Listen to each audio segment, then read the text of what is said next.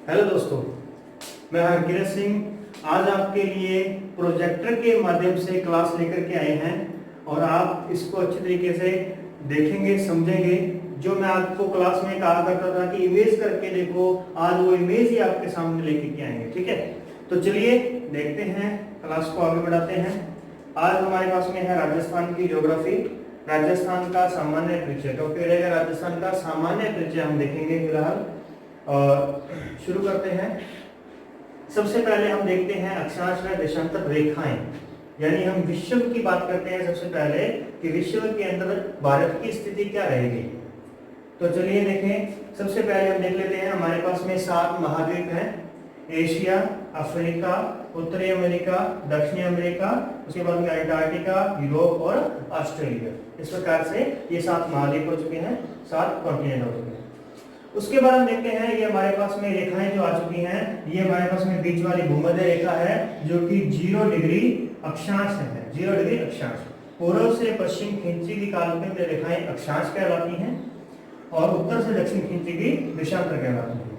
कर्क रेखा जो है ये 23.5 डिग्री नॉर्थ अक्षांश है, नॉर्थ, क्योंकि ये उत्तर दिशा की ओर है। और इसी प्रकार से मकर रेखा जो है वो 23.5 डिग्री साउथ अक्षांश है, उत्तरी। तो इस प्रकार से हमारे पास क्या आएगा कि भूमध्य रेखा के उत्तर वाला भाग उत्तरी गोलार्ध कहलाएगा और भूमध्य रेखा के दक्षिण वाला भाग दक्षिणी गोलार्ध कहलाएगा। तो अगर हम यहाँ से बात करें तो हमारे भारत के बारे में बात देखें तो ये हमारे पास में भारत की यहाँ पे हमें लोकेशन दिखेगी, ये हमारे पास में भारत है। तो भारत जो है वो इस भूमध्य रेखा से कौन सी दिशा के अंदर आया? उत्तर दिशा की ओर। यानी हम यहाँ से कह सकते हैं कि भारत उत्तरी गोलार्ध के अंदर है। इसके बाद में आगे देखें तो देशांतरी रेखाओं के बारे में देखते हैं। तो ये हमारे पास में देशांतर रेखा है, ये जो है 0 डिग्री देशांतर है, 0 डिग्री देशांतर, जिसे ग्रीनिच रेखा या मानक समय रेखा कहा जाता है। और ये हमारे पास में अंतरराष्ट्रीय रेखा, अंतरराष्ट्रीय तिथि रेखा 180 डिग्री देशांतर। तो ये देशांतर रेखाएं हैं। देशांतर रेखाओं के अकॉर्डिंग अगर हम 0 डिग्री से बात करें, क्योंकि यहाँ पे 0 डिग्री भूमध्य रेखा है और यहाँ 0 डिग्री ग्रीनिच रेखा है, तो ग्रीनिच रेखा के ये जो रहेगा पार्ट, ये पूर्व दिशा की ओर रहेगा, तो ये पूर्वी गोलार्ध कहलाएगा। और ये जो भाग है ये पश्चिमी गोलार्ध कहलाएगा। तो पूर्वी गोलार्ध और पश्चिमी गोलार्ध बांट दिया, भूमध्य रेखा ने उत्तरी और दक्षिणी गोलार्ध बांट दिया। और हमारे भारत की जो स्थिति आती है वो आ चुकी है हमारे पास में कौन सी? उत्तरी पूर्वी गोलार्ध, नॉर्थ ईस्ट गोलार्ध आ चुका है। यानी भारत विश्व में किस गोलार्ध में स्थित है? तो ये है हमारे पास में उत्तरी पूर्वी गोलार्ध। यहां तक आप फिलहाल ध्यान रखिएगा, उसके बाद में हम आगे बढ़ेंगे। तो ये हमारे पास में हमने भारत की स्थिति देखी है विश्व के अंदर। अब हम भारत के अंदर राजस्थान की स्थिति को देखेंगे, क्योंकि हमें राजस्थान तक जाना है। तो वेलकम आपका दूसरी स्लाइड के अंदर। ये हमारे पास में दूसरी स्लाइड है, भारत का मैप आप देख रहे हैं। फिलहाल वैसे तो ये अभी अपडेट नहीं किया, थोड़ा जो जम्मू कश्मीर है वो आपको पता है बदल चुका है यहाँ पे। और आगे देखते हैं तो भारत का कुल क्षेत्रफल विश्व के अंदर 32,87,263 वर्ग किलोमीटर है और क्षेत्रफल में 7वां स्थान है, यानी 2.4% क्षेत्रफल है भारत का। कुल जनसंख्या की बात करें तो 121 करोड़ जनसंख्या है 2011 की जनगणना के अकॉर्डिंग। और जनसंख्या जो है उसमें दूसरा स्थान है, 17.5% जनसंख्या भारत में निवास करती है। 28 राज्य है और 9, यहाँ थोड़ी सी मिस्टेक है, इसको हम 8 कर देते हैं, क्योंकि अब आपको पता है वर्तमान में जो अपडेट चल रही है, अगर नहीं भी पता तो हम आपको इंडियन ज्योग्राफी के अंदर कंप्लीट करवा देंगे। भारत की स्थिति विश्व में, तो अभी हमने देखा विश्व के अंदर क्या स्थिति थी, तो उत्तरी पूर्वी गोलार्ध थी इसकी स्थिति। इसके बाद में आगे बढ़ते हैं। तो इसके बाद में जो हमारे पास में नेक्स्ट आएगा वो है, देखिए जरा, यहाँ पे आ रही है हमारे पास में 0 डिग्री अक्षांश भूमध्य रेखा और ये आ रही है 23.5 डिग्री नॉर्थ अक्षांश कर्क रेखा। यानी कर्क का और भूमध्य का भारत से भी संबंध है। क्या संबंध है देखिए जरा, भारत का जो दक्षिणी बिंदु है कन्याकुमारी, वो कर्क भूमध्य रेखा से 876 किलोमीटर दूर है। और कर्क रेखा की बात करें तो कर्क रेखा भारत को 2 भागों में बांटती है, बिल्कुल बराबर 2 भागों में। उसके बाद में आगे बढ़ते हैं तो ये आगे आएगी हमारे पास में एक बीचों बीच गुजरने वाला मानक समय रेखा, क्योंकि देशांतर रेखाएं समय बताने में काम आती है। तो 82.5 डिग्री पूर्वी देशांतर, क्योंकि भारत कौन से गोलार्ध में है? उत्तरी और पूर्वी, नॉर्थ और ईस्ट गोलार्ध में स्थित है, इसलिए अक्षांश उत्तरी आएंगे और देशांतर पूर्वी आएंगे। चलिए आगे देखें, यहां से अगर हम बात करते हैं राजस्थान की, तो राजस्थान जो है, अभी फिलहाल आगे बढ़ेंगे तो देखेंगे जरा, ये हमारे पास में नीचे क्या है, ब्लू कलर से हिंद महासागर है। हिंद महासागर के यहाँ पे दो पार्ट हुए हैं, क्योंकि भारत की जो प्रायद्वीपीय है, आकृति है, वो त्रिभुजाकार है। तो ये कहलाएगा अरब सागर, और ये है हमारे पास में बंगाल की खाड़ी। उसके बाद में जो ऊपर वाला ग्रीन कलर का जो पार्ट है, ये है स्थलीय सीमा, भारत की जो स्थलीय सीमा है, ये उसे दर्शाता है। उसके बाद में आगे देखेंगे तो ये हमारे पास आ जाता है कर्क रेखा से, कर्क रेखा गुजरने वाली, जहां कर्क रेखा किन जिलों से गुजरती है, तो 8 जिलों से गुजरती है कर्क रेखा, 8 राज्यों से, सॉरी, तो 8 राज्यों से ये कर्क रेखा गुजरती है। कौन कौन से, पश्चिम से पूर्व की ओर हम देखेंगे तो गुजरात, राजस्थान, मध्य प्रदेश, छत्तीसगढ़, झारखंड, पश्चिम बंगाल, त्रिपुरा और मिजोरम, ये 8 राज्यों से कर्क रेखा गुजरती है। और अब इसका मतलब कर्क रेखा का संबंध किससे रहेगा, राजस्थान से भी कर्क रेखा का संबंध रहेगा।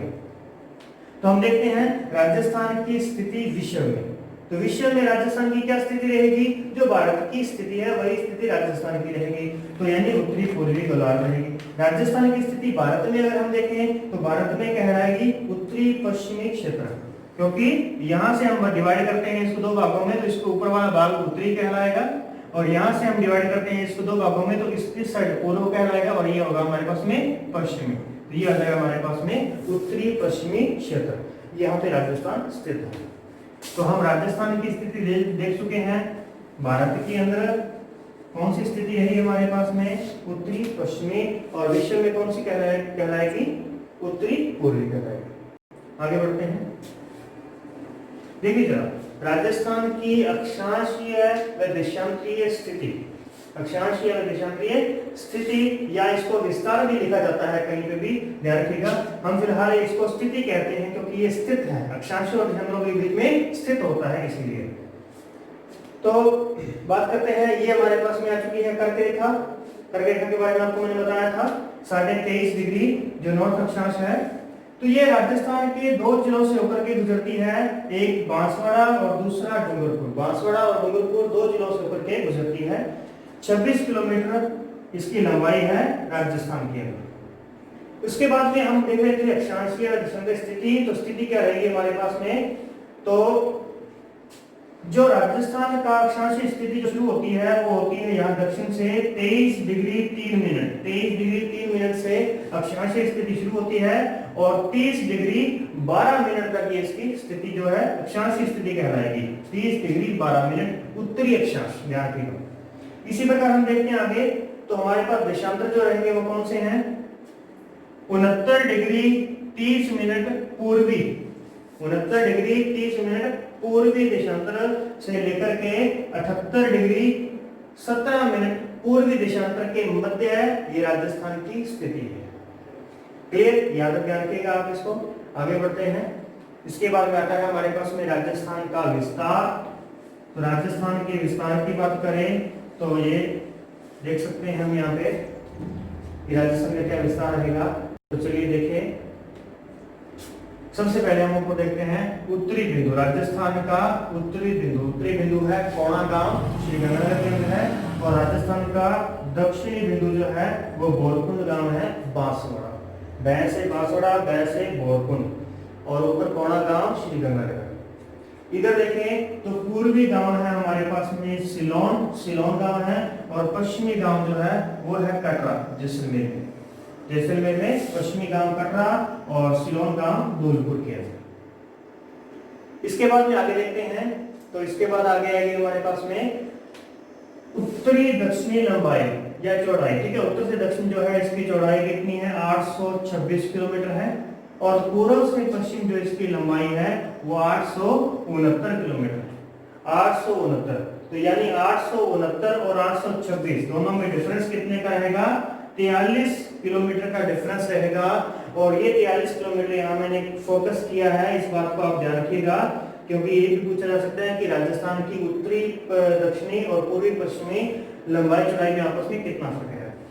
इसके बाद में आगे बढ़ते हैं, तो ये आएगा हमारे पास में राजस्थान का मध्यवर्ती गांव। राजस्थान का मध्यवर्ती जिला कहलाएगा नागौर, और मध्यवर्ती गांव कहलाएगा मकराव। उत्तरी गांव कोणा, दक्षिणी बोरकुंड, पूर्वी सिलोन, पश्चिमी कटरा, मध्यवर्ती मकरावा। उत्तरी जिला श्रीगंगानगर, दक्षिणी बांसवाड़ा, पूर्वी धौलपुर और पश्चिमी जैसलमेर और मध्यवर्ती नागौर। राजस्थान के अक्षांशीय और देशांतरीय विस्तार हमने देख लिया है। अब थोड़ा और आगे बढ़ते हैं, यहाँ हम देखेंगे राजस्थान के बारे में कुछ और। तो देखिए जरा क्या है। सबसे पहले हम शुरुआत करते हैं, तो हमारे पास में आएंगे भारत के यहाँ पे पड़ोसी देश। पड़ोसी देश क्यों हम यहाँ पे शो कर रहे हैं, क्योंकि हमें पता है राजस्थान जो है वो जलीय सीमा नहीं बनाता। राजस्थान जलीय सीमा नहीं बनाता, वो स्थलीय सीमा पर है, भारत की स्थलीय सीमा पे है। तो स्थलीय सीमा जो है वो किस देश की लगेगी, वो हमें इसलिए यहाँ देखनी जरूरी है, पाकिस्तान की लगेगी। इसीलिए हम पाकिस्तान के साथ साथ भारत के भी हम पड़ोसी देश देख रहे हैं। कि पाकिस्तान के बाद में अफगानिस्तान, चीन, नेपाल, भूटान, म्यांमार और बांग्लादेश ये स्थलीय सीमा बनाते हैं, और श्रीलंका, मालदीव ये जलीय सीमा बनाते हैं। किसकी? भारत की। जबकि राजस्थान स्थलीय सीमा नहीं बनाता, राजस्थान जलीय सीमा नहीं बनाता। कौन सी सीमा बनाता है? स्थलीय सीमा बनाता है। इसके बाद में आगे आएगा हमारे पास में, तो ये देख सकते हैं हमने मैप यहाँ पे शो कर दिया है राजस्थान का। ये राजस्थान आ चुका है। तो राजस्थान के एक साइड आप देख चुके हैं कि इस तरफ पाकिस्तान है, यहाँ पाकिस्तान है, और उसके बाद में ये जो ऊपर आ रहा है वो क्या है? पंजाब। तो हम यहाँ पे शो कर रहे हैं यहाँ पे पंजाब। उसके बाद में कौन सा आ गया? हरियाणा। हरियाणा के बाद में कौन सा आ गया? उत्तर प्रदेश। उत्तर प्रदेश के बाद में कौन सा आ गया? मध्य प्रदेश। और मध्य प्रदेश के बाद में कौन सा आ जाएगा यहाँ पे? गुजरात। तो यानी ये 5 राज्यों की सीमा बनाता है। राजस्थान जो है 5 राज्य है, पंजाब, हरियाणा, उत्तर प्रदेश, मध्य प्रदेश, गुजरात। 5 राज्यों की सीमा बनाता है, प्लस एक अंतरराष्ट्रीय सीमा बनाता है पाकिस्तान के साथ में, एक देश की सीमा बनाता है। नेक्स्ट अगर हम देखें उसके बाद में, तो राजस्थान के सीमावर्ती जिले, यहाँ से इंपॉर्टेंट शुरू होता है इसका और भी, क्योंकि हमें जिलों के बारे में जरूर पता होना चाहिए। तो हम सीमावर्ती जिले देखेंगे पहले, टोटल जिले नहीं देखेंगे। टोटल हमारे पास में 33 जिले हैं, आप सभी को पता है। ये हमारे पास में 33 जिले हैं। तो 33 के अंदर हम देखेंगे तो 25 जिले जो है वो तो हमारे पास सीमावर्ती जिले आएंगे, और 8 जिले जो रहेंगे वो हमारे पास में मध्यवर्ती जिले रहेंगे, ये वाले बीच वाले। इन 25 जिलों को भी हम आगे 2 भागों में डिवाइड करेंगे, जिनमें से 4 जिले जो हैं वो तो बनाएंगे अंतरराष्ट्रीय सीमा, और उसके अलावा जो बचेंगे हमारे पास में 23, 21 में नहीं 23 हम बचेंगे, क्योंकि कुछ जिले जो है वो 2 बार अंतरराष्ट्रीय सीमा बनाएंगे। तो इसको हम रेडिक्लिफ के अंदर देखेंगे, क्लियर करेंगे रेडिक्लिफ रेखा के अंदर। तो चलिए देखिए शुरू करते हैं एक बार कि वो जिले, सीमावर्ती जिले कौन कौन से हैं। तो चलिए देखें, सबसे पहले आएगा हमारे पास यहाँ श्रीगंगानगर। ऊपर शुरू करते हैं, उत्तरी जिला जो है श्रीगंगानगर। उसके बाद में हम इस तरफ से घूमेंगे तो ये हमारे पास में आ जाएगा बीकानेर। ध्यान रखिएगा, अच्छे तरीके से मैप को आप देख रहे हैं। श्रीगंगानगर, बीकानेर, जैसलमेर, बाड़मेर, जालोर, सिरोही। श्रीगंगानगर, बीकानेर, जैसलमेर, बाड़मेर, जालोर, सिरोही। उसके बाद में देखेंगे उदयपुर, डूंगरपुर, बांसवाड़ा, प्रतापगढ़ और चित्तौड़गढ़। याद रख देखिएगा, श्रीगंगानगर, बीकानेर, जैसलमेर, बाड़मेर, जालोर, सिरोही, उदयपुर, डूंगरपुर, बांसवाड़ा, प्रतापगढ़, चित्तौड़गढ़। और आगे लेके चलते हैं तो इसके बाद में जो आएंगे हमारे पास में भीलवाड़ा।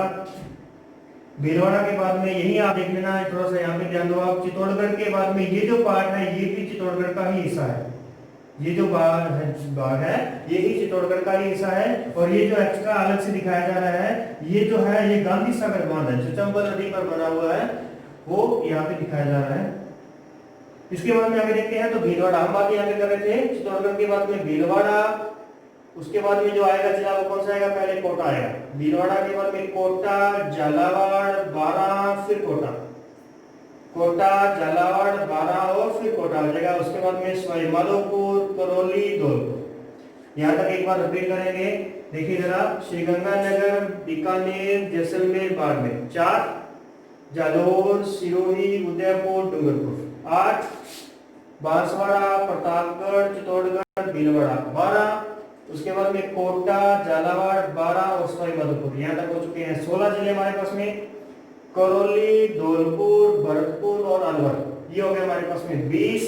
और फिर बच गए हमारे पास 5 जिले, कौन कौन से? जयपुर, सीकर, झुंझुनू, चूरू और हनुमान। ये हमारे पास में जो है ये 25 जिले जो हैं ये राजस्थान के सीमावर्ती जिले कहलाएंगे, जो बाहरी कोई ना कोई सीमा बनाते हैं। चलिए आगे बढ़ते हैं। 8 हमारे पास में मध्यवर्ती जिले थे, तो वो 8 जिले कौन कौन से हैं देखिए जरा उनको। सबसे पहले हम 1 नंबर जो देंगे वो किसको देंगे, ध्यान रखिएगा, 1 नंबर हम देंगे नागौर को। हर बार हम ऐसे ही याद करेंगे, हर कोई भी चीज हमें याद करनी तो वो इसी प्रकार से करेंगे। पहले नागौर, दूसरा जोधपुर, तीसरा पाली, राजसमंद, अजमेर, टोंक, बूंदी और सबसे अंत में आएगा हमारे पास में दौसा। याद रखिएगा, इसी तरीके से हमें याद करना है। 1 नंबर पे नागौर, दूसरा है हमारे पास जोधपुर, तीसरा पाली, चौथा है राजसमंद, पांचवा अजमेर, छठा टोंक, सातवां बूंदी और आठवां दौसा। तो ये 8 हमारे पास में मध्यवर्ती जिले रहेंगे और 25 हमारे पास में सीमावर्ती जिले हैं। तो कुल मिलाकर के राजस्थान के जिले हो गए कितने, 33 जिले हो चुके हैं। थोड़ा सा और देख लेते हैं इसको और फिर फिलहाल खत्म करेंगे आज इसको। तो चलिए देखें, राजस्थान के 2 भागों में बटे जिले, जो 2 भागों में बटे हुए जिले हैं वो कौन कौन से हैं, तो अजमेर जो है, अजमेर जिला जो है वो यहाँ पे 2 भागों में बटा हुआ है और इसको 2 भागों में बांटने वाले जो जिले हैं ध्यान रखिएगा वो कौन कौन से हैं, राजसमंद और पाली। अब प्रश्न यहाँ से आना है, यहाँ से नहीं आता कि कौन कौन से जिले 2 भागों में बटे हैं, ये नहीं, अब आता है कि कौन सा जिला उसको 2 भागों में बांटता है। तो राजसमंद और पाली दोनों मिलकर इसे 2 भागों में बांटते हैं। इसी प्रकार से यहाँ देखें तो यहाँ हमारे पास में चित्तौड़गढ़ आता है, चित्तौड़गढ़ के बाद बीच में जो आएगा पार्ट वो कौन सा आएगा, भीलवाड़ा का आएगा। तो यहाँ पर भी आप जाएंगे 2 जिले 2 भागों में बटे हुए हैं। उसके बाद में आगे देखें तो 2 जिले 2-2 बार सीमा बनाते हैं। राजस्थान के 2 जिले 2-2 बार अंतरराज्यीय सीमा बनाएंगे। ध्यान रखिएगा, जो राज्यों के साथ में लगेगी वो अंतरराज्यीय सीमा कहलाएगी और जो राष्ट्र के साथ में लगेगी वो अंतरराष्ट्रीय सीमा कहलाएगी। ये हमारे पास में जो रहेगी इस तरफ ये अंतरराष्ट्रीय सीमा कहलाएगी। तो हम देख रहे हैं यहाँ पे कि 2 बार अंतरराज्यीय सीमा बनाने वाले जिले कौन से हैं, तो अंतरराज्यीय सीमा बनाने वाले जिले सबसे पहले यहाँ पे देखेंगे तो चित्तौड़गढ़ आएगा, फिर भीलवाड़ा, फिर चित्तौड़गढ़ आएगा। उसी प्रकार से यहाँ मैंने कोटा था, कोटा जो बना हुआ है इसको मैंने हटा दिया, यहाँ से बताऊंगा क्या कारण है इसका। तो देखिए जरा, यहाँ चित्तौड़गढ़ के बाद में कोटा की बारी आती है, कोटा, झालावाड़, बारां और फिर कोटा का नाम आता है। 2 बार कोटा का नाम आता है और 2 बार चित्तौड़गढ़ का नाम आता है। इसका मतलब राजस्थान के 2 जिले 2 बार अंतरराज्यीय सीमा बनाते हैं। राजस्थान के 2 जिले 2-2 भागों में बटे हुए हैं। उसके बाद में एक प्रश्न और आता है हमारे पास में कि यदि कोटा जिले को राजस्थान के जिलों की श्रेणी से हटा दिया जाए तो ये किसका हिस्सा बन जाएगा, मध्य प्रदेश का। तो इस कारण से इस राजस्थान की कितने हिस्से हो जाएंगे, राजस्थान के 2 हिस्से हो जाएंगे। तो यहीं से प्रश्न बनता है कि वह कौन सा जिला है जिसे राजस्थान के जिलों की श्रेणी से हटा दिया जाए तो राजस्थान के 2 हिस्से हो जाते हैं। तो वो कौन सा जिला है, कोटा जिला यहाँ पे आएगा हमारे पास में। तो ये बेसिक है यहाँ तक। और नेक्स्ट उसके बाद में देखते हैं क्या है हमारे पास में, तो जिलों की सीमा बनाने वाले जिलों के बारे में भी देख लेते हैं। जिलों की सीमा बनाने वाले जिले, यानी अब हम देखेंगे यहाँ पे सबसे पहले क्या है, तो सबसे पहले 8 जिलों की सीमा बनाने वाला जिला कौन सा है। 8 जिलों की सीमा बनाने वाला जिला जो है वो पाली है। तो पाली जिला 8 जिलों की सीमा बनाएगा। अगर हम सिरोही से शुरू करते हैं तो सिरोही 1, जालौर 2, बाड़मेर 3, जोधपुर 4, नागौर 5, अजमेर 6, उसके बाद में राजसमंद 7 और उदयपुर 8। ये 8 जिलों की सीमा बनाता है। इसी प्रकार से नागौर 7 जिलों की सीमा बनाता है और उसके बाद में नागौर और उदयपुर ये दोनों 7-7 जिलों की सीमा बनाते हैं। और बीकानेर, जयपुर और अजमेर ये तीनों 6-6 जिलों की सीमा बनाते हैं। तो हम इसके लिए कह सकते हैं सर्वाधिक जिलों की सीमा बनाने वाला जिला कौन सा है, पाली। कितने जिले, 8 जिले। और सबसे कम जिलों की सीमा बनाने वाला जिला कौन सा कहेंगे, तो ध्यान रखिएगा सबसे कम जिलों की सीमा बनाने वाले जिले कितने हैं, 6 जिले ऐसे हैं जो सबसे कम जिलों की सीमा बनाते हैं। सबसे पहले आएगा हमारे पास में कौन सा, श्रीगंगानगर, जो 2 जिलों की सीमा बनाता है, बीकानेर और हनुमानगढ़। ऐसा कोई जिला नहीं मिलेगा जो सिर्फ एक ही जिले को टच करता है, ऐसा कोई जिला नहीं है। कम से कम अगर टच करेगा तो वो 2 जिलों को टच जरूर करेगा। तो कौन कौन से आ जाएंगे यहाँ पे, तो श्रीगंगानगर है, हनुमानगढ़ और बीकानेर दोनों को टच कर रहा है। इसी प्रकार आगे हम बढ़े तो दूसरा आएगा हमारे पास में कौन सा, झुंझुनू। झुंझुनू जो है ये चूरू और सीकर को टच करता है, तो ये भी 2 जिलों को स्पर्श करने वाला जिला आ जाएगा। उसके बाद में आगे देखेंगे तो ये हमारे पास में है धौलपुर। धौलपुर जो 2 जिलों की सीमा बनाता है, एक तरफ से भरतपुर और दूसरी तरफ से करौली की सीमा बनाता है। उसके बाद में आगे चलें तो 12 जिला जो है वो झालावाड़ और कोटा को लगता है, और झालावाड़ जो है वो 12 और कोटा को लगता है। और लास्ट में आता है हमारे पास में कौन सा, डूंगरपुर। डूंगरपुर आता है हमारे पास में उदयपुर और बांसवाड़ा के साथ में। उदयपुर और बांसवाड़ा 2 जिलों की सीमा बनाता है। तो यानी सबसे अधिक जिलों की सीमा बनाने वाले जिले कौन से हैं, पा लिया जाएगा। और दूसरा नाम नागौर या उदयपुर का आ सकता है, 7 जिलों की सीमा बनाते हैं। और सबसे कम जिलों की सीमा बनाने वाले जिले जो रहेंगे वो कौन से, श्रीगंगानगर, झुंझुनू, धौलपुर, बारां, झालावाड़ और डूंगरपुर। ये हमारे पास में 6 जिले ऐसे हैं जो 2-2 जिलों की सीमा बनाते हैं। तो ठीक है, यहां तक आज का हमारा ये टॉपिक था। इसके बाद में रेड क्लिफ जो है उसको हम नेक्स्ट अगली क्लास